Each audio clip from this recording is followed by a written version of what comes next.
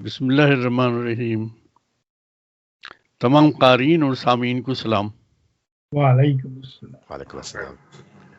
ہم نے اچھا خاصا وقت ضائع ہو گیا، لیکن کوشش کریں گے کہ مضمون تھوڑا سا آگے بڑھ ہی جائے۔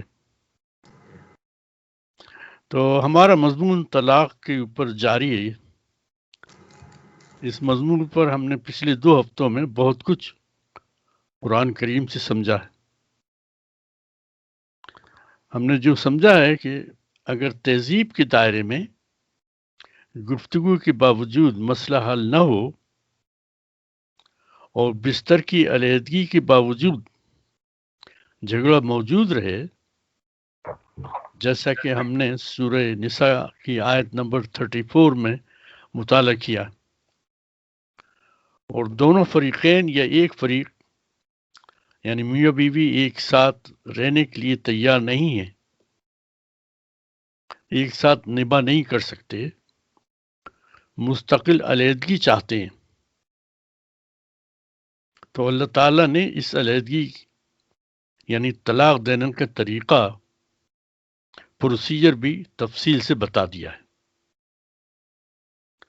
مطالعہ کرتے ہیں سورہ نساء کی آیت نمبر 35۔ کھول لیجئے جی بالکل، اور ہم پڑھتے جائیں گے۔ آیت نمبر 35 سورہ نساء کی۔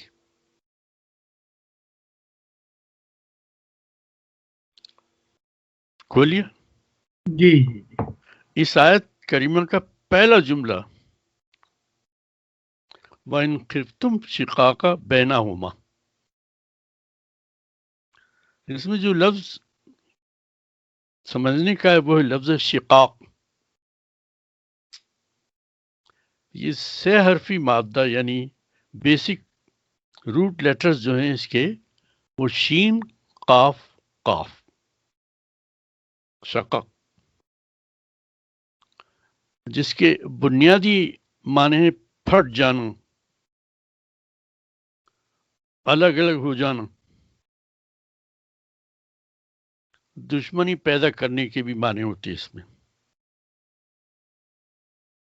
مطلب ہے کہ اگر کسی میاں بیوی کے درمیان شقاق یعنی پھوٹ پڑ جائے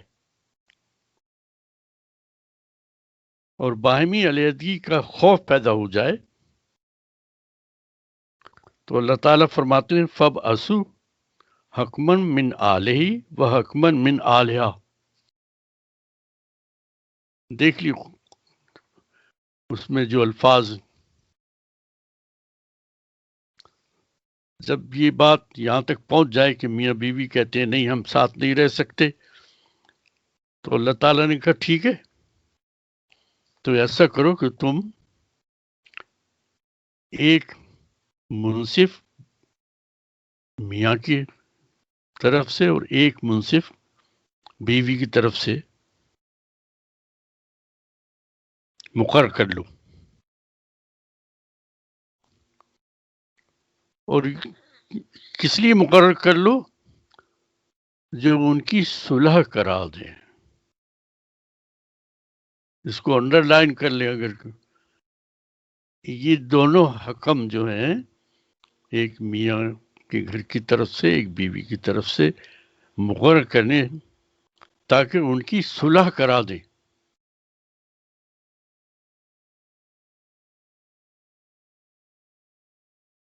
اس میں لفظ ہے حکم، حکمن، تو ذرا 2-3 جملے اس کے بارے میں کہنا چاہوں گا۔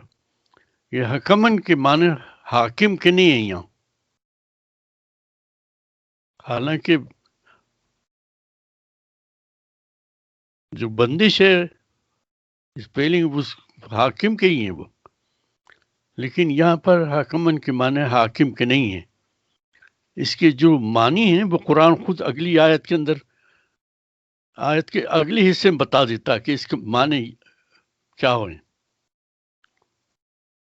اگلی اور اس آیت کی اگلا حصہ ان یریدا اصلاحاً، یعنی یہ جو حکمن ہیں یہ اصلاح کے لیے مقرر کیے گئے ہیں۔ طلاق دلوانے کے لیے نہیں، لڑائی کروانے کے لیے نہیں ہے. یہ دونوں آربیٹر جو ہیں، جو ثالث ہیں، یہ اصلاح کے لیے مقرر کیے گئے. پہلے سے یہ نیت ہونی چاہیے کہ ہم اصلاح کے لیے بیٹھ رہے ہیں، طلاق دلوانے کے لیے نہیں بیٹھ رہے.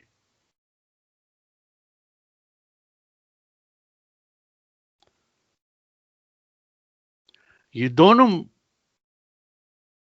آربیٹرز اور ثالث جو ہیں، یہ دونوں علیحدہ علیحدہ میاں کی بات بھی سنیں گے، شکایت سنیں گے، اور علیحدہ علیحدہ بیوی کی بھی بات سنیں گے. دونوں. یہ نہیں کہ میاں کی طرف سے جو آئے وہ صرف میاں سے گفتگو کرے اور بتائے تمہاری کیا شکایت ہے، اور جو بیوی کی طرف سے آیا وہ کہے تم سناؤ. تو پھر معاملہ تو حل ہونے والا نہیں ہے، کیونکہ پھر وہ دونوں ایک دوسرے کا ساتھ دیں گے. تو انصاف کا معاملہ یہ ہے کہ یہ دونوں ثالث ہیں، ان دونوں ثالث میاں سے گفتگو کریں گے مل کر کہ بھئی تمہاری کیا شکایت ہے، اور بیوی سے بھی دونوں مل کر بات کریں گے کہ تمہاری کیا شکایت ہے. اور ان کی نیت کیا ہے؟ اصلاح کرنا. یہ نیت ہے. چنانچہ کہا گیا ہے کہ اگر دونوں ثالث نیک نیت اور حقیقی طور پر صلح کرانے والے ہوں گے تو اللہ تعالیٰ اس متنازع جوڑے میں باہمی موافقت پیدا کر دیں گے. یہ بات اللہ تعالیٰ نے وعدہ کیا ہوا ہے. ہم یہ جو جھگڑا ہو رہا ہے، ایک دوسرے سے نفرت ہو رہی ہے، اگر یہ ثالث جو ہیں خلوص سے معاملے کو حل کرنے کے لیے بیٹھیں گے تو ہم بھی ان کی یہ مدد کریں گے، میاں بیوی میں ہم پیار ڈال دیں گے، تاکہ دونوں ثالث جب بات کہیں ان سے کہ بھی دیکھو یہ مسئلہ اس طرح حل کر لینا، اس طرح کر لینا، اور ایک ساتھ رہو تم. تو اللہ تعالیٰ نے کہا ہم ان میں پیار پیدا کر دیں گے. اور اگر یہ ثالث خود مسلح نہ ہوں، جو عام طور سے ہوتا ہے، مسلح نہ ہوں تو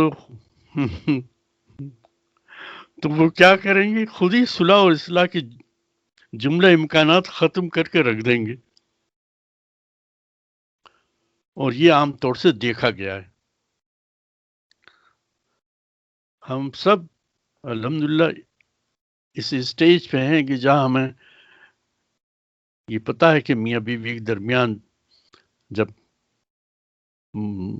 چپقلست ہو جائے، مختلف رائے ہو جائے، دونوں ایک دوسرے سے ناراض ہو جائیں، تو اگر میاں کی طرف سے ایک ثالث آ جائے اور بیوی کی طرف سے آ جائے اور وہ مخلص نہ ہو تو پھر معاملہ مزید بگڑ جائے گا.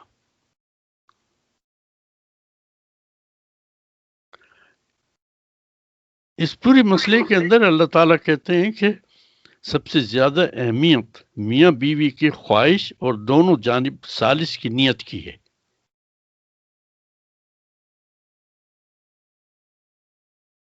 اگر وہ خلوص نیت سے میاں بیوی کے جھگڑے اور ناچاقی کو حل کرنا چاہتے ہیں تو اللہ تعالیٰ وعدہ کرتا ہے کہ ان میں پیار محبت پیدا کر دے گا اور ان کے جھگڑے درست کر دے گا اور بدگمانیاں دور کر دے گا. یہ اللہ تعالیٰ کا وعدہ ہے. ہمارے یہاں ہوتا یہ کہ جو لڑکی کی طرف سے ثالث آتا ہے وہ یہ سوچ کر آتا ہے، ہاتھ میں اس کے ڈنڈے ہوتے ہیں کہ ہم بس جائیں گے اور توڑ پھوڑ کر کے میاں کی ٹانگیں توڑ دیں گے. اور جو میاں کی طرف سے آتا ہے وہ یہ سوچ کے آتا کہ اس لڑکی کو تو ابھی ہم ہاتھ پکڑ کے دروازے سے باہر نکال دیں گے بس. تو یہ نیتیں ہوتی ہیں تو اس کا نتیجہ پھر اچھا نہیں نکلتا ہے. اور دیکھیں ماشاءاللہ ہم اور جو سامعین ہیں اور قارئین ہیں وہ بات سمجھتے ہیں اس کو، اور سوچنا چاہیے کہ جب کبھی بھی دو افراد کے درمیان جھگڑا ہوتا ہے، چاہے وہ میاں بیوی ہوں، چاہے بھائی بھائی ہوں، چاہے بہنیں بہنیں ہوں، چاہے ماں باپ ہوں، صلح کا موقع اس میں موجود ہوتا ہے. اصل میں ایسا نہیں کہ صلح کا موقع موجود ہی نہ ہو، ایسا نہیں ہوتا. شرط اس کی یہی ہے کہ جو فریقین ہیں وہ صلح پسند ہو، وہ چاہ رہے ہو کہ بھئی صلح ہو جائے. اور ثالث جب آئیں وہ بھی یہ چاہیں کہ بھئی صلح ہو جائے، اور ان کے ذہن میں یہ ہو کہ بھئی یہ گھر ٹوٹنے سے بچ جائے.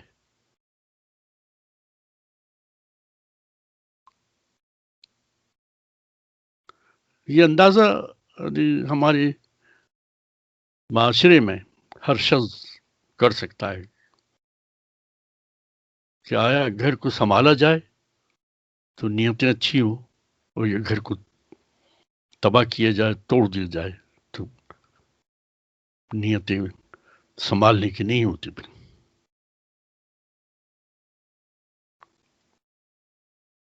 جب دونوں ثالث سن چکے ہوتی ہیں میاں کی بات بھی اور بیوی کی بات بھی، اور وہ یہ محسوس کرتے ہیں کہ دونوں کی شکایتیں ایسی ہیں جس کو دور نہیں کیا جا سکتا، اور ان میں سے دونوں یا ایک فریق ڈٹا ہوا کہ نہیں اب مجھے اس کے ساتھ گزارا نہیں کرنا، چاہے کچھ ہو جائے،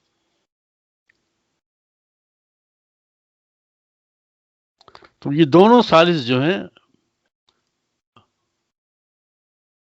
یہ عدالت جاتے ہیں، عدالت شریعہ، اور اپنی رپورٹ پیش کرتے ہیں کہ ہم نے دونوں سے ساتھ بٹھا کر بھی علیحدہ علیحدہ بھی بٹھا کے ان سے گفتگو کی ہے، اور اب ایسا محسوس ہوتا ہے کہ یہ دونوں لوگ جو ایک ساتھ نہیں رہ سکتے.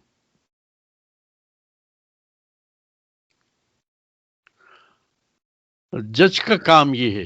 اب دیکھیں ابھی تک تو ثالث کی نیت اور ان کی سوچ کے اوپر بات ہو رہی تھی، اب یہاں منصف جو بیٹھا ہے اس کی بھی سوچ کے اوپر اللہ تعالیٰ کہتے ہیں وہ منصف ہے، تو وہ اسے انصاف کرنا ہے. اب تو اگر ان دونوں کی جو رپورٹ ہے وہ غور سے وہ سنتا ہے، اور میاں بیوی بھی ساتھ آئے ہیں، وہ میاں بیوی سے براہ راست سوال کرتا ہے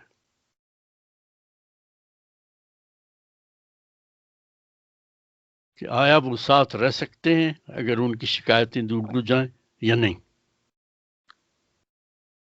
وہ قرآن یہ کہتا ہے ان دونوں میں سے ایک بھی کہے کہ نہیں ہم نہیں رہ سکتے.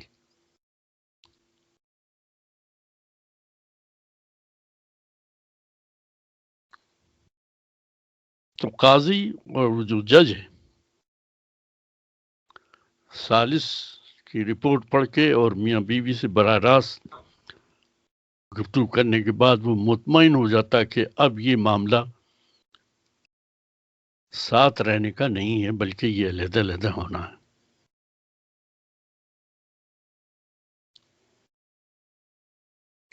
یہ نکاح کا بندھن اب ٹوٹنا ہے.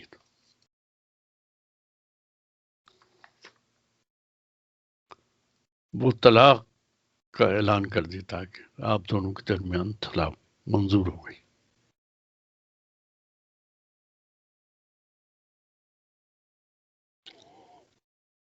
ہم بیٹھی ہوئی یہاں اپنے کمرے میں اور آپ لوگ اپنے کمروں میں ہم گفتگو کر رہے ہیں،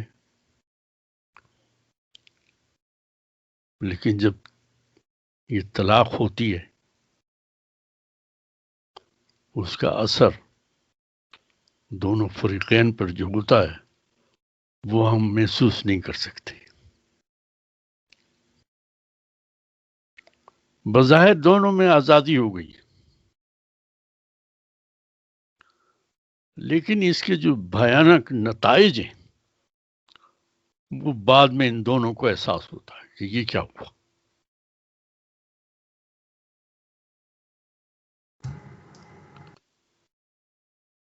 اب جج نے اعلان کر دیا کہ یہ طلاق ہو گئی،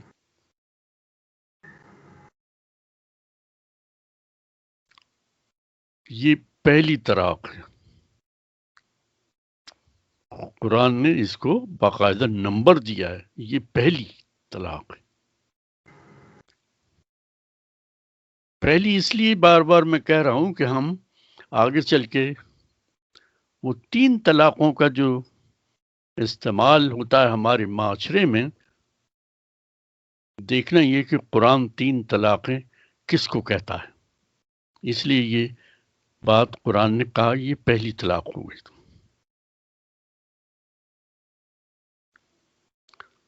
جب یہ طلاق کا اعلان ہو جاتا ہے تو اس کے بعد جج خالی ان کو گھر نہیں جانے دیتا، بلکہ کہتا بیٹھو،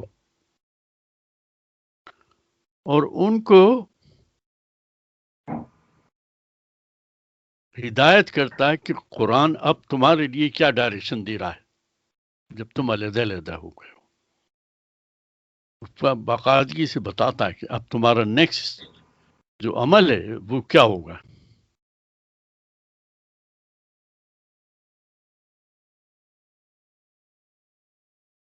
قاضی نے جو کچھ بھی اللہ تعالیٰ کی دی ہوئی ہدایت کو دونوں فریقین کو بتایا، ہم اسے اب آگے جا کے پڑھ رہے ہیں کہ کیا ہوا اس کے بعد، انہیں کیا کرنا ہے۔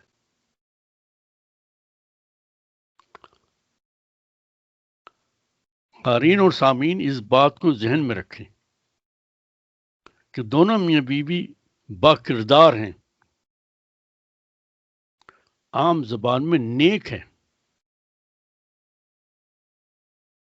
اللہ تعالیٰ نے میاں بیوی دونوں کو ایک دوسرے پر انفرادی طور پر فضیلت عطا فرمائی ہے۔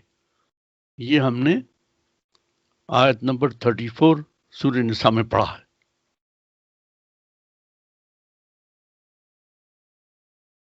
تو آخر وہ کون سی بات تھی جس کی وجہ سے طلاق تک نوبت پہنچ گئی؟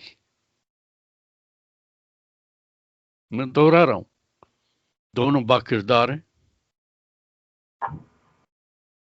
ہم اگر کردار کے اندر نمازوں کا ذکر کریں تو وہ نمازی بھی پڑھتے ہیں، روزے بھی رکھتے ہیں، ایک دوسرے خیال بھی رکھتے ہیں، لیکن کس بات پہ نوبت یہاں تک پہنچی کہ طلاق ہو گئی؟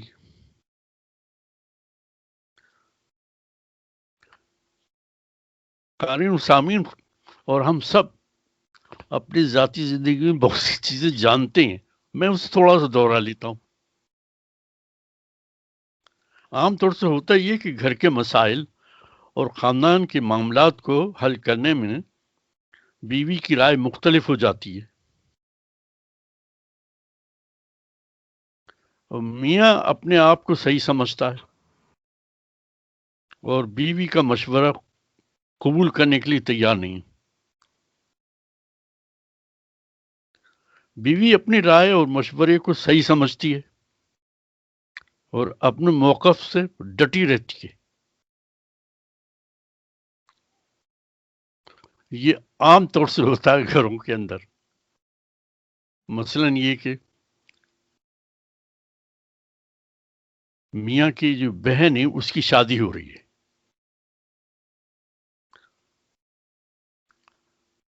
تو میاں نے کہا کہ میں فلاں فلاں کام اس کے لیے کروں گا، فلاں چیز دوں گا، فلاں یہ کام کیا جائے گا۔ بیوی نے محسوس کیا کہ میرے میاں کی کمائی جو ہے یہ میاں کے گھر والے جو ہے یہ لوٹ رہے ہیں۔ تو وہ کیا ہوتا ہے کہ بیوی اس سے متفق نہیں ہوتی، وہ کچھ اور رائے دیتی ہے کہ اس کے بجائے یوں کر لو تو بہتر ہے، یوں ہو جائے تو بہتر ہے۔ اب میاں اپنی رائے کو صحیح سمجھتا ہے اور بیوی سمجھتی کہ میرا موقف صحیح ہے وہ اس پہ ڈٹی رہتی ہے. اور یہ ہم نے بہت تجربہ کیا ہے. تو دونوں میں گفتگو آگے بحث و تکرار میں پہنچ جاتی ہے.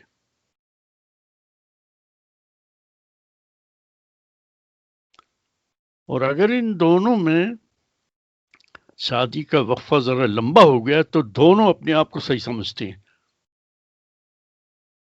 نئی نئی شادی جب ہوتی ہے تو میاں بھی کیئرفل ہوتا ہے اور بیوی کی بہت سی باتیں اچھا ٹھیک ہے آپ کہہ رہی ہیں، اور بیوی بھی کہتی ہے نہیں آپ جو کہہ رہے ہیں وہ صحیح ہے.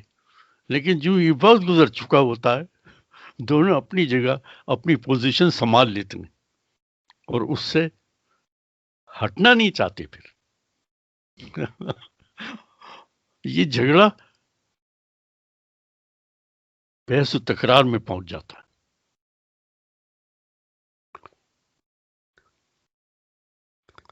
آپ یقین جانیں کہ یہ دونوں با کردار لوگ ہیں، نیک لوگ ہیں، نمازی بھی ہیں، محنتی بھی ہیں، ایماندار ہیں، لیکن اس جھگڑے نے ایک دوسرے کو ایک دوسرے سے دور کر دیا ہے.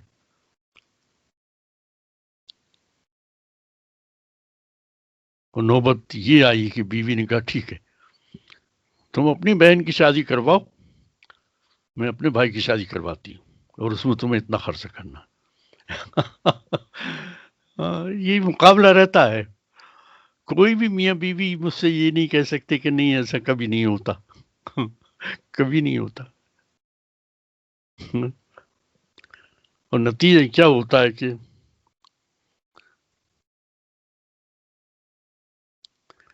کہ جو ہم نے سورہ نساء کی آیت نمبر 34 میں پڑھا ہے وہ بڑی بنیادی ہدایات اللہ تعالیٰ کی. اس میں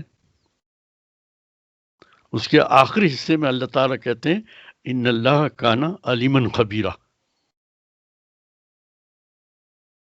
بڑی امپورٹنٹ بات ہے یہ اس آیت کی. اب اللہ تعالیٰ خود درمیان میں آ گئے اس کے. اللہ تعالیٰ کہتے ہیں کہ ہم جانتے ہیں کہ کیا ہو رہا ہے، ہمیں علم ہے.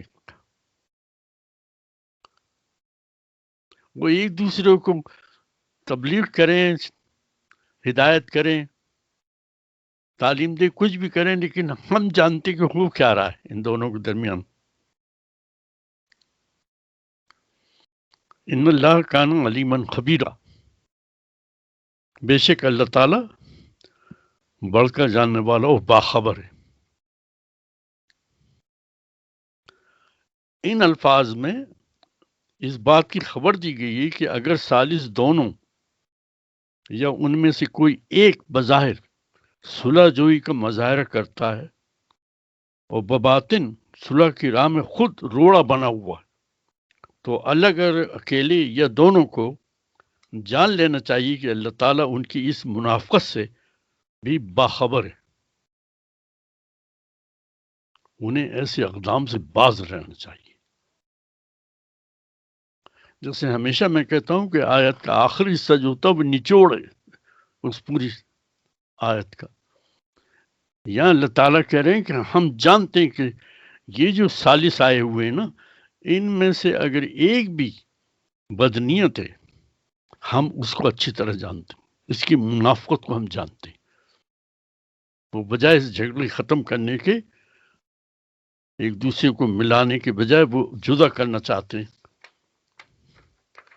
ہم جانتے ہیں اس کو. دوسرے الفاظ میں اللہ تعالیٰ نے جہاں یہ تمام پروسیجر بتایا ہے وہ اس بات کی بھی وارننگ دے رہے ہیں کہ تم یہ نہ سمجھو کہ تمہاری بات اور تمہاری ذہن کے اندر جو باتیں ہیں اور جو تمہاری نیتیں وہ لوگ نہیں جانتے. وہ لوگ نہیں جانیں گے اس لیے کہ انہیں غیب کا علم نہیں، لیکن ہم جانتے ہیں. اور یہ تمہارے اس کردار کو تمہارے عمل سوالے کے ساتھ جوڑ دیا جائے گا کہ تم نے کتنا غلط فیصلہ کروایا اور نیتیں تمہاری خراب تھی.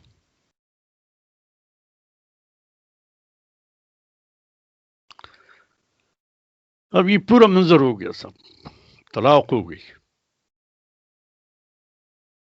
اب کیا ہوگا؟ یہ ابھی بھی گھر جائیں گے دونوں ہاتھ پکڑ کے یا ایک دوسرے کو گھونسوں مار کے جائیں گے؟ ہم مطالعہ کرتے ہیں سورہ بقرہ کی آیت نمبر 228، نوٹ کریں اور پڑھتے ہیں ہم۔ اب یہ عدالت سے گھر جا رہے ہیں۔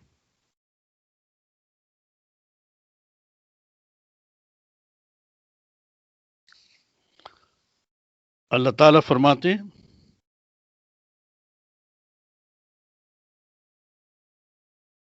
والمطلقات یتربصن بانفسهن ثلاثة قروء ولا يحل لهن ان يكتمن ما خلق الله في ارحامهن ان كن يؤمن بالله واليوم الآخر وبولتهن أحق بردهن في ذلك إن أرادوا إصلاحا ولهن مثل الذي عليهن بالمعروف وللرجال عليهن درجة والله عزيز حكيم۔ پوری تفصیل بتا دی کہ اب آپ عدالت سے جا رہے ہیں تو آپ کو کرنا کیا ہے۔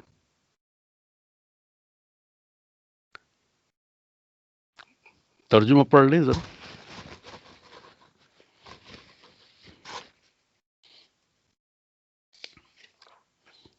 کافی بڑی آیت ہے اور اس میں بہت کچھ ہدایت دی گئی ہے۔ اور طلاق دی ہوئی عورتیں روکے رکھیں اپنے آپ کو 3 حیضوں تک، اور جائز نہیں ان کے لیے کہ چھپائیں جو پیدا کیا ہے اللہ نے ان کے رحموں میں، اگر وہ ایمان رکھتی ہوں اللہ پر اور روز آخرت پر، اور ان کے خامند زیادہ حقدار ہیں ان کو لوٹانے کی اس مدت میں۔ اگر وہ ادا کر لیں اصلاح کا، اور ان کے بھی حقوق ہیں مردوں پر جیسے مردوں کے حقوق ہیں ان پر دستور کے مطابق، البتہ مردوں کو عورتوں پر فضیلت ہے اور اللہ تعالیٰ عزت والا حکمت والا۔ اب دیکھیے اس آیت میں کتنی باتیں بیان کی گئی ہیں۔ میاں بیوی عدالت سے گھر جا رہے ہیں تو میاں نے رستے میں ٹھوکر مار کے اس کو دھکے دے کے یہ نہیں کہا get out don't come with me. Allah نے کہا نہ ایسا نہیں ہے، وہ گھر جائے گی، تمہارے گھر میں جائے گی، جہاں رہتی تو وہاں رہے گی۔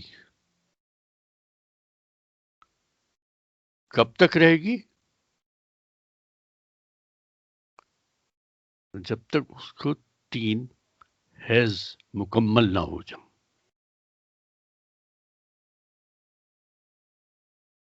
عام طور سے یہ 3 مہینے گنے جاتے ہیں، یعنی 3 مہینے تک وہ رہے گی وہ آپ کے ساتھ، اور اس درمیان میں آپ اپنی پوری ذمہ داری پوری کریں گے، کھانا پینا کپڑے بیماری کا علاج، یہ سب آپ کو 3 مہینے تک کرنا ہے۔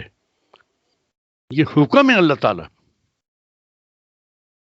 اس میں کسی مولوی، کسی امام مسجد، مفتی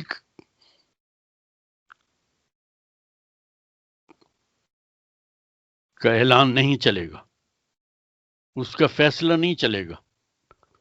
اور میں اس ویڈیو کی وساطت سے تمام علماء دین، امام مسجد، مفتی حضرات کو درخواست کروں گا کہ وہ قرآن کی ان آیات کو پہلے پڑھیں اور سمجھیں اور اس کے بعد فتویٰ دیں، اس کے بعد فیصلہ کریں۔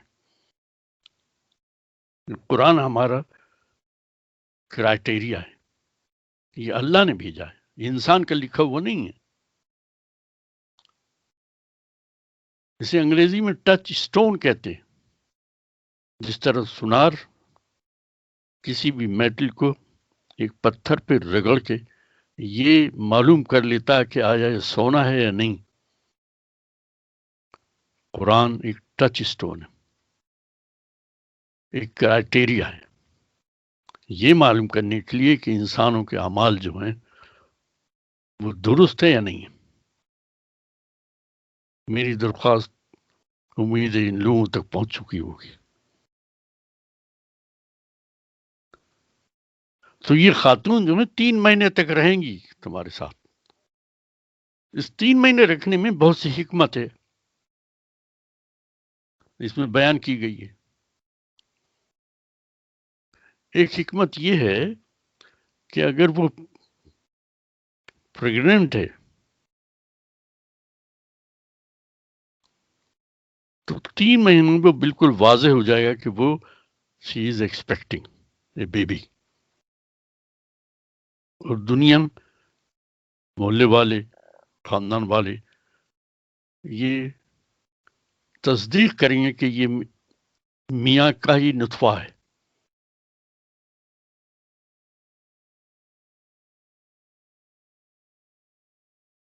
چونکہ معاشرہ خود ایک بہت بڑا جج ہے، اگر وہ فوراً گھر چھوڑ کے چلی جائے اور 3 مہینے میں محسوس ہو کہ وہ پریگننٹ ہے اور ایکسپیکٹ کر رہی ہے، تو محلے اور معاشرہ جو ہے اس کی بات کو نہیں مانے گا کہ یہ نطفہ اسی خاوند کا ہے جس سے طلاق ہوئی ہے، کبھی نہیں مانے گا۔ تو اسی لیے اللہ نے پہلی بات یہ رکھی کہ رکھو اس کو، اور عورت کے لیے بھی نصیحت کی کہ تم اسے چھپاؤ نہیں۔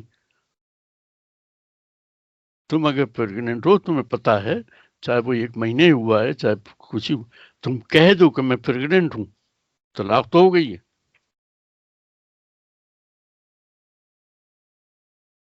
تاکہ پتہ چل جائے کہ ہاں بھائی یہ مرد کا نطفہ ہے، مرد کی یہ جو ہے نو اولاد ہے۔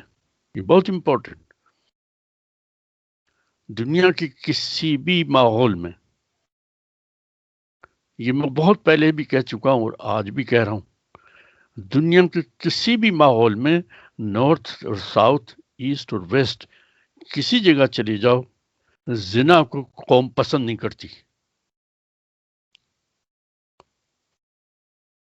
اس کو زنا ہی کہتی ہے اور اس کو اچھا نہیں سمجھتی۔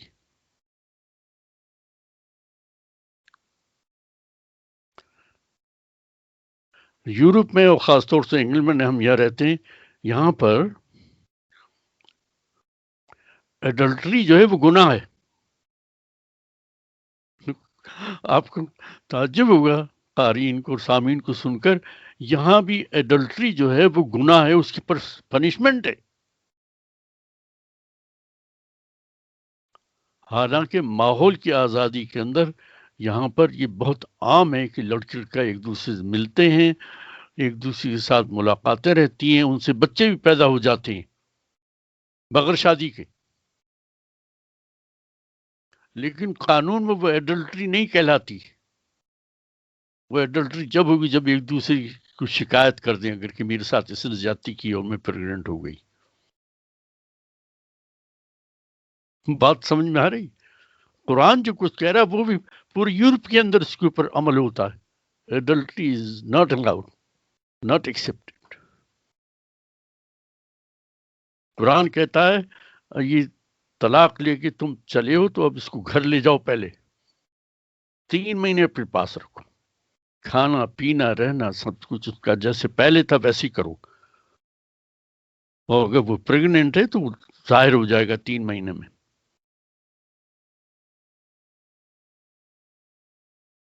تمہاری زندگی بھی بعد میں خوشحال رہے گی کہ تمہارا بچہ ہے، تمہارا بیٹا ہے، چاہے وہ طلاق ہو کے گھر چلی جائے وہ علیحدہ بات ہے، لیکن تمہاری اولاد ہے. اس میں بڑی حکمت رکھی گئی ہے.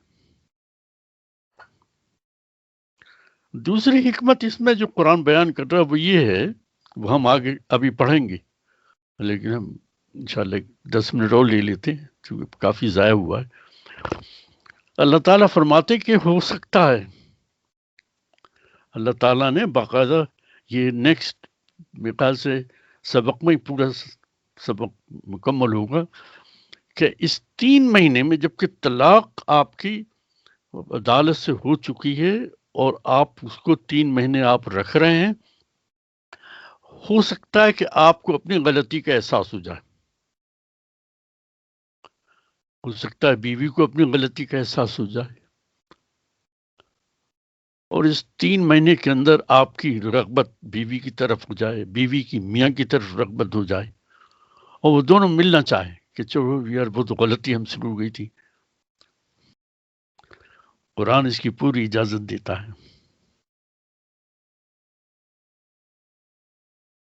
ہم پڑھیں گے انشاءاللہ نیکسٹ وزٹ میں کہ اس 3 مہینے کے اندر میاں اس کو رجوع کرنا چاہتا ہے، انگریزی میں ریکنسیلیشن کہتے ہیں اس کو، تو قرآن کہتا ہے yes you can do it. کتنی بڑی زبردست بات ہے. 10-12 سال شادی کے ہو گئے، جھگڑا ہو گیا گھریلو معاملات میں، دونوں باکردار ہیں، نوبت طلاق تک پہنچ گئی،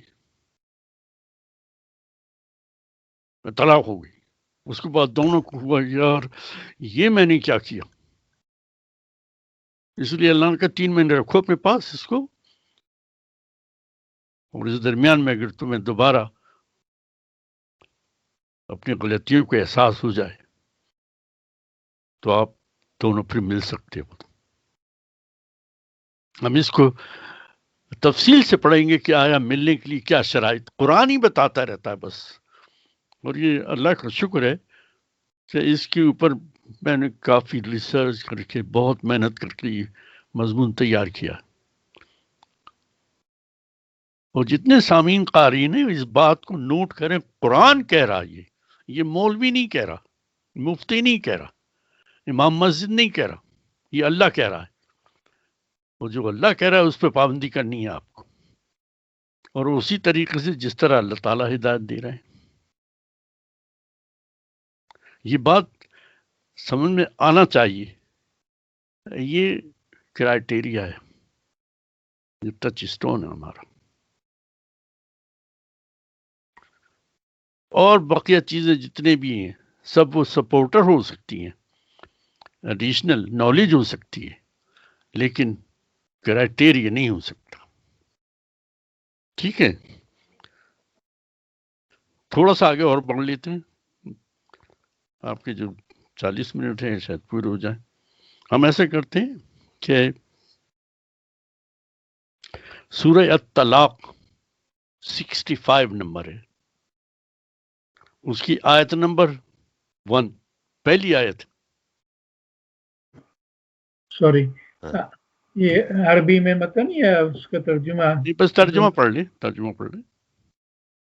اے نبی، جب تم عورتوں کو طلاق دو تو ان کی عدت کے حساب سے طلاق دو، عدت کا شمار رکھو، اور اللہ سے جو تمہارا پروردگار ہے ڈرتے رہو. ان کو ان کے گھروں سے نہ نکالو، نہ وہ خود ہی نکلیں، حالانکہ وہ کسی کھلی ہوئی بدکاری کا مرتکب ہو. اور یہ اللہ کے مقرر کیے ہوئے حدود ہیں، جو اللہ کے حدود سے تجاوز کریں گے انہوں نے اپنی ہی جان پر ظلم ڈھایا. تم نہیں جانتے شاید اللہ اس کے بعد کوئی اور صورت پیدا کر دے. یہ بات تو اس آیت میں اور بھی ہدایت دی گئی ہیں، لیکن ہم جس مضمون کو آگے بڑھا رہے ہیں کہ وہ عورت جو ہے وہ عدالت سے نکلنے کے بعد اسے ٹھوکر لگا کے گھر سے نکالا نہیں جائے گا، بلکہ وہ 3 مہینے رہے گی. ان کی عدت یعنی دونوں آغاز انہی طلاق دو، عدت کا حساب رکھو، عدت کا حساب رکھو کہ 3 مہینے ہونا ضروری ہے۔ لیکن ہماری بدقسمتی یہ ہے ہمارے ماحول میں، جو ہمارے یعنی مشاہدے میں ابھی آیا ہے اور سننے میں بھی آیا کہ جب کبھی یہ طلاق کا نوبت آ جاتی ہے تو عام طور سے عورت کو اسی دن اسی رات دھکے مار کے باہر نکال دیتے۔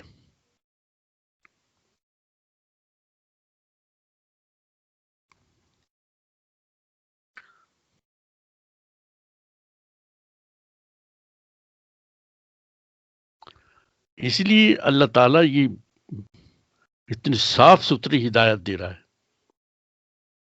تم نہیں جانتے شاید اس کے بعد اللہ تعالیٰ کو نئی بات پیدا کر دے، تم 3 مہینے رکھو، آپ اس کو دھکے دے کے نکال نہیں سکتے۔ وہ ہمارے یہاں ایک بڑے افسوسناک بات، عام طور سے یہ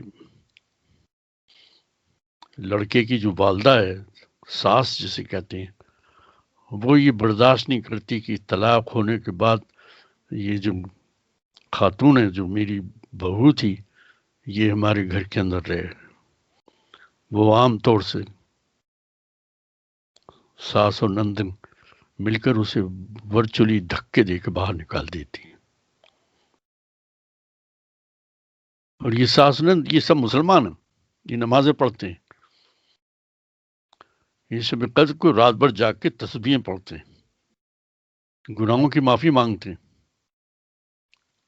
لیکن ان کے جو فرائض اللہ تعالیٰ نے دیے اس کو جانتے نہیں۔ اس لیے نہیں جانتے وہ قرآن نہیں پڑھتے، اور علماء دین ان کو قرآن کی طرف دھیان نہیں دلاتے کہ یہ پڑھو پہلے، اس سے پہلے کہ تم اس کو دھکے دے کے باہر نکالو۔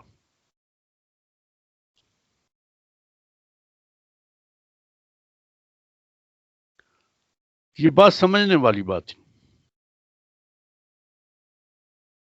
تو ہم نے 2 آیتیں پڑھی جس کے اندر اللہ تعالیٰ کہہ رہے ہیں کہ طلاق کے بعد اس کو 3 مہینے آپ کو رکھنا ہے، اور اس کے فوائد بھی تھوڑے سے ذکر کر دیا کہ شاید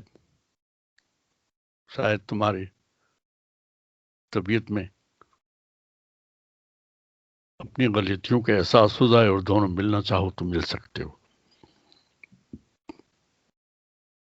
اور جو اللہ تعالیٰ نے حدود مقرر کر رکھیں، اگر تم نے اس حدود کی پابندی نہیں کی تو تم نے اپنے اوپر ظلم کیا ہے۔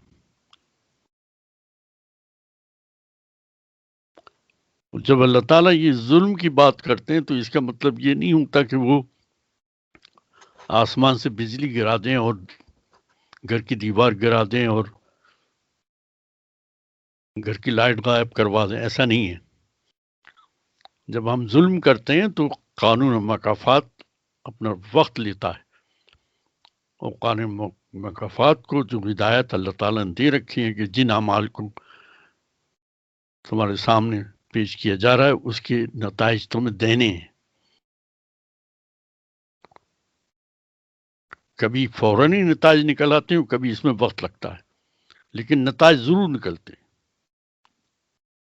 اللہ تعالیٰ نے اس کو ظلم کہا کہ یہ ظلم ہے کہ اس کو تم نے گھر میں رکھنے کے بجائے باہر نکال دیا۔ اور امید ہے کہ میرے سامعین قارئین کے اندر خواتین بھی ہوں گی، وہ یہ سمجھ لیں، چاہے انہیں نکالا گیا ہو یا انہوں نے نکالا ہو، وہ اللہ کی ہدایت کے خلاف ہے اور ظلم ہے، اور اس کے نتائج نکلتے ہیں اسی زمین کے اوپر، ایسی بات نہیں ہے۔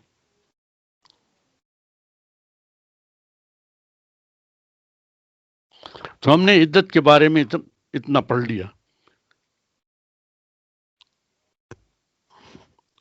اگر ہم اسی سورت کے یعنی طلاق کی آیت نمبر 6 پڑھیں،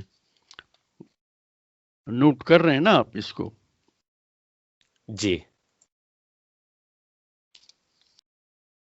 تو آیت نمبر 6 اسی چیز کو آگے دوبارہ کنفرم کرتی ہے۔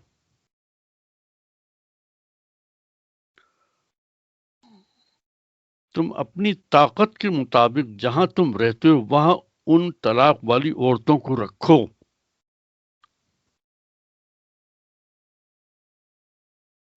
اور انہیں تنگ کرنے کے لیے تکلیف نہ پہنچاؤ۔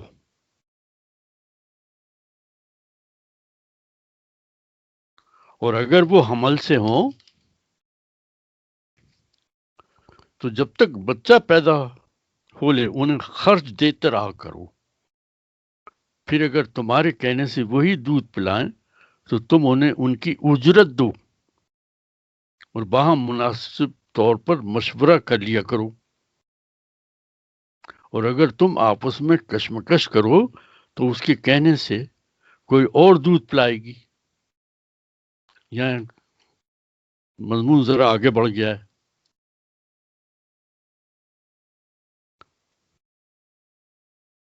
کتنے کلیئرلی اللہ تعالیٰ کہتے ہیں تم رہتے ہو وہاں اسی جگہ اپنی عورت کو رکھو گے جس کو تم نے طلاق دی ہے،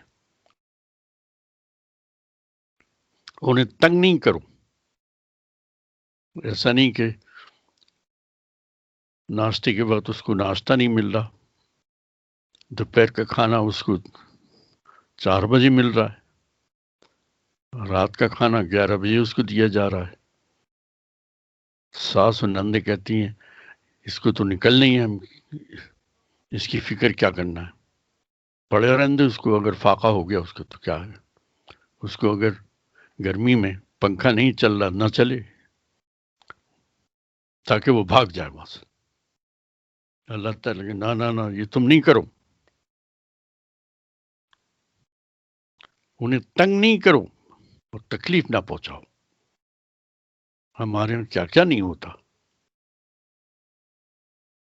اس قرآن اللہ تعالیٰ کی ہدایت کے خلاف ہماری زندگی میں کتنے بدکاری ہے ہمارے۔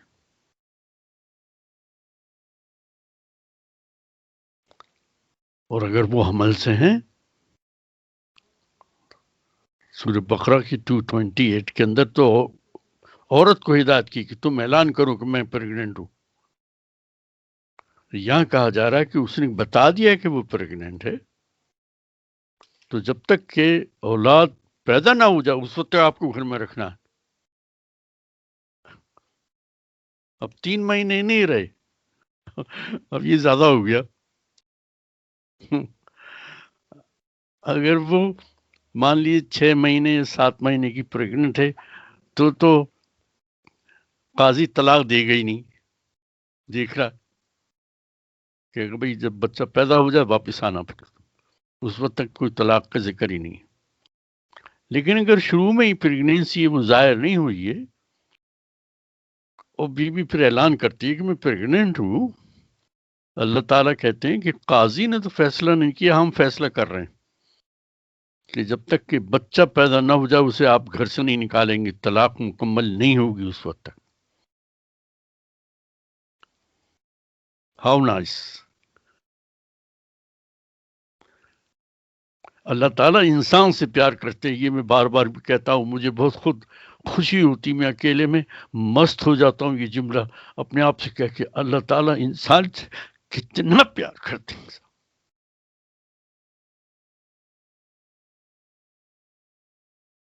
ہر جگہ انسان کی حفاظت ہے، پیار ہے، بس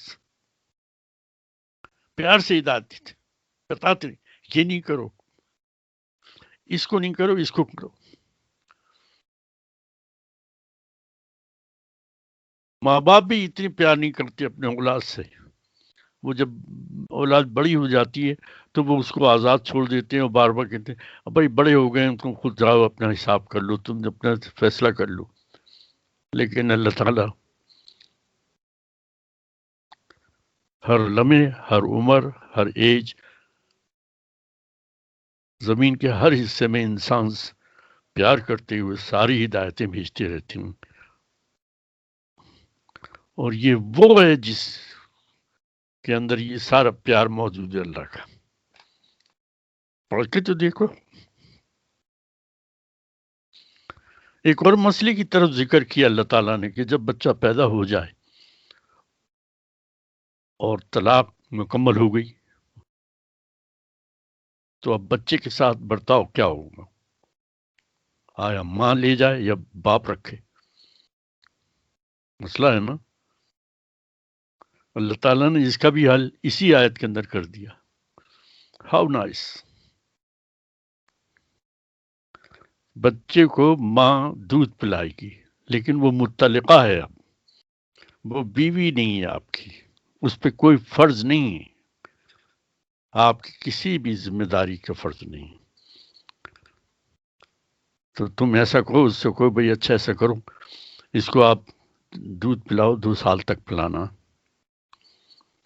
اور جب وہ دودھ پلانے پہ راضی ہو جائے تو اس کو اس کی اجرت، لفظ یا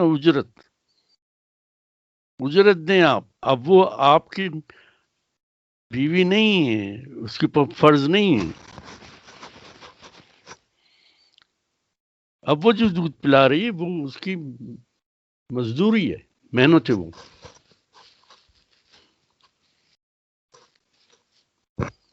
اگر تم اس کو اجرت نہیں دو گے ایسا ہوتا ہے نا، میاں کہتا ہے گیٹ آؤٹ، ٹھیک ہے میرے بچہ کو پال لوں گا، ایسی کیا بات ہے؟ تو اللہ تعالیٰ کہتے ہیں کہ جو تم کسی سے دودھ پلواؤ اس کو تو اجرت دینا ہی ہوگی نا، کوئی مفت میں تو کوئی نہیں پلائے گی۔ سوچ بچار کرنے پر اندازہ ہوتا ہے کہ نہیں، پھر اس ماں کو ہی اجرت دو، لیکن ماں اپنے بچے کو دودھ پلائے، اور اس کے بہت سے فائدے تو اس میں بھی کہ دوسری عورت کوئی دودھ پلا دے اپنا، اس کے بھی فائدے ہوں گے، لیکن اس کے فائدہ زیادہ ہیں۔ بچہ جو ہے وہ ماں کا بہت اطاعت گزار فرمانبردار ہوگا۔ ایک بہت بڑی چیز ہے کہ طلاق شدہ ماں ہے، اس کا بچہ اس کے ساتھ ہے، بڑی اچھی بات ہے۔ اللہ تعالیٰ کہتے ہیں تو پھر مناسب طور پر مشورہ کر لیا کرو، یعنی اب یہ بات عدالت کی نہیں ہے کہ وہ فیصلہ کرے، ہم نے تمہیں مشورہ دے دیا ہے، ہماری ہدایت یہ ہے، تم اس ہدایت پہ عمل کرنے کے لیے دونوں میاں بیوی بیٹھ جاؤ اور مشورہ کر لو۔ اس میں ساس اور نندوں کا مشورہ نہیں لو، وہ تو اس کو باہر نکالنے کے لیے تیار بیٹھی ہیں، وہ تو خام کو قرآن نازل علیہ نے سمجھا دیا ہے، تو میرا بیٹا جو کہنا بات رہا ہے اس کو نکالا نہیں ہے تو نکالے، لیکن بچہ کو گیٹ آؤٹ، بچے کو پال لیں گے، ایسی کیا بات ہے؟ ہمارے معاشرے میں جتنی خرابیاں ہیں وہ خرابیاں گنی نہیں جاتی، اس لیے کہ وہ برس سے چلی آ رہی ہیں، اور عام طور سے یہ ہوتا ہے کہ جو غلط کام بھی ایک عرصے سے چلا آ رہا ہو تو وہ بھی صحیح ہو جاتا ہے، اور اس کو ٹھیک کرنا آسان کام نہیں ہوتا۔ پھر ایک کہاوت ہے نا کہ آپ اتنا جھوٹ بولو، اتنا بولو کہ وہ سچ نظر آنے لگے۔ یہ انسان کی فطرت ہے۔ اسی طریقے سے جو غلط کام چلے آ رہے ہیں ہمارے یہاں برس سے، وہ غلط کے بجائے صحیح کام ہو گئے، اور ان کے خلاف کوئی بات کہے تو وہ کہتے ہیں آپ غلط ہیں، کام صحیح ہے۔ یہ انسانی فطرت ہے۔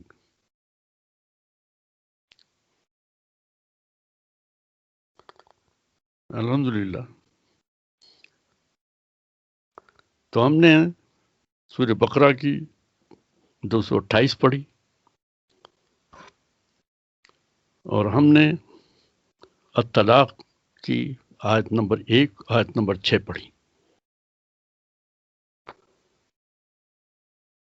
اور ہم نے اتنا سمجھ لیا ہے کہ طلاق کا جو طریقہ ہے وہ تو ثالث ہونا چاہیے، پھر وہ عدالت جائے، جج جو دونوں سے گفتگو کرے، پھر میاں بیوی سے گفتگو کرے، جب مطمئن ہو جائے تو ان کو کہے کہ ہاں ٹھیک ہے تم طلاق ہو گئی، وہ پہلی طلاق ہوگی۔ وہ طلاق کے بعد میاں بیوی ایک دوسرے کو ٹھوکر مارتے ہوئے نہیں آئیں گے، گھر لے جائے گا وہ، 3 مہینے اپنے پاس رکھے گا. مہینے کا حساب اللہ تعالیٰ نے کہا یہ کہ اس کو 3 حیض آئیں تب وہ 3 مہینے ہوں گے. ہم آگے پڑھیں گے. اور بھی ہے کہ اگر وہ مان لیجیے عمر رسیدہ خاتون ہے یا حیض نہیں آتے، بعض ہوتا ہے عورتیں بہت زیادہ بوڑھی نہیں ہیں تب بھی ان کے حیض نہیں ہو رہے، تو اللہ تعالیٰ نے اس کا حساب بھی بتایا کہ جب ایسا ہے تو تمہیں 3 مہینے کس طرح گننے ہیں، وہ بھی قرآن بتاتا ہے. قرآن بڑی تفصیل سے ہر چیز کو بتا رہا ہے، سمجھنے والی بات ہے بس. ٹھیک ہے، میرے خیال سے جی 1 گھنٹہ تو ہم نے کر لیا. جی اس میں یہ کامنٹ اور یہ ایک آبزرویشن یہ بھی ہے کہ اس سے یہ ظاہر ہوتا ہے، اس کے علاوہ کہ اللہ تعالیٰ انسان سے کتنا پیار کرتے ہیں، کہ جو یہ میرج کا جو انسٹیٹیوٹ ہے، جو یہ کانٹریکٹ ہے، اس سے اندازہ ہوتا ہے کہ یہ کتنا اسٹرانگ اور امپورٹنٹ کانٹریکٹ ہے کہ اس کو ختم کرنے کے بعد بھی اللہ تعالیٰ کہہ رہے ہیں کہ اس کو واپس جوڑ لو. جی اور انکریج کر رہے ہیں کہ نہیں، کیونکہ اب تم ایک دفعہ اب اس پارٹنرشپ میں آ چکے ہو تو اس کو اگر طلاق ہو بھی گئی، ایک تو ایک کتنا پروسیجر پہلی طلاق سے پہلے، لیکن اگر ہو بھی گئی پھر بھی اللہ تعالیٰ انکریج کر رہے ہیں کہ نہیں، واپس گھر جاؤ اور ویٹ کرو، اور پھر ہو سکتا ہے تمہاری سچویشن بدل جائے. تو اللہ تعالیٰ کتنا اس میں ایمفیسس دے رہے ہیں کہ ایک دفعہ یہ جڑ جائیں انسان، تو ایون اگر وہ کانٹریکٹ توڑ دے پھر بھی واپس آنے کے اس میں انکریجمنٹ ہے. تو کتنی اس کی امپورٹنس ہے اس کانٹریکٹ کی، نکاح کانٹریکٹ کی. تو یہ بھی اس میں کافی اس میں زور ہے، اس میں ان آیات سے پتہ چلتا ہے. بالکل بالکل بالکل. ایک میرا کوشچن ہے. جی جی. طلاق ہو چکی ہے اور میاں بیوی علیحدہ ہو چکے ہیں، تو ہمارے یہاں ایک اس سے دوبارہ شادی نہیں کی جا سکتی اگر اس سے آفٹر 1 ایئرز اور کچھ عرصے کے بعد وہ چاہتے ہیں کہ دوبارہ مل جائیں اور نیا نکاح کیا جائے. Is it possible? یہ ایک بات کو خیال رکھیے گا، پھر انشاءاللہ آپ دیکھ کے بتا دیجیے گا. نہیں یہ تو ہمارا مضمون چلے گا نا.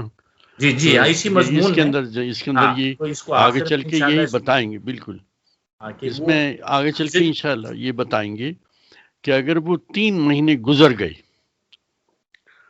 تو ابھی سے میں بتا رہا ہوں کہ 3 مہینے گزر گئے اور ایک ہی طلاق ہوئی تھی، وہ طلاق مکمل ہو گئی. اب 3 دفعہ طلاق کی ضرورت نہیں ہے. ٹھیک. اب وہ 3 مہینے گزر گئے اور بیوی جو ہے گھر سے چلی گئی. اب میاں کو خیال آیا کہ یار یہ کیا ہو گیا. دوستوں نے سمجھایا، محلے والوں نے سمجھایا، بیوی نے، ماں نے بھی سمجھایا، کمبخت تو نے اس کی طلاق دی تھی تو واپس لے آؤ، کیونکہ میں اب میری بوئی ہڈیاں ہیں، میں تمہیں کھانا پکا کے نہیں کھلا سکتی. میں تمہیں یہ بالکل دس از پریکٹیکل لائف بھائی. جاؤ لے کے آؤ اس کو. تو اللہ تعالیٰ نے اس کو واپس لانے کا بھی طریقہ بتایا کہ تمہیں اگر کرنا ہے تو اس سے ایک طریقہ ہے، وہ انشاءاللہ ہم اب پڑھیں گے آگے چل کے. ٹھیک. جیسے منیب نے دہرایا کہ اللہ تعالیٰ انسان سے اتنا پیار کرتے ہیں کہ یہ شادی کے معاملے کو اتنی تفصیل سے، گہرائی سے، جن حالات میں بھی دونوں میاں بیوی چل رہے ہیں اس کو ملانے کے لیے مستقل ہدایت دے رہے ہیں، کس طرح میں تو کس طرح واپس ہو جاؤ.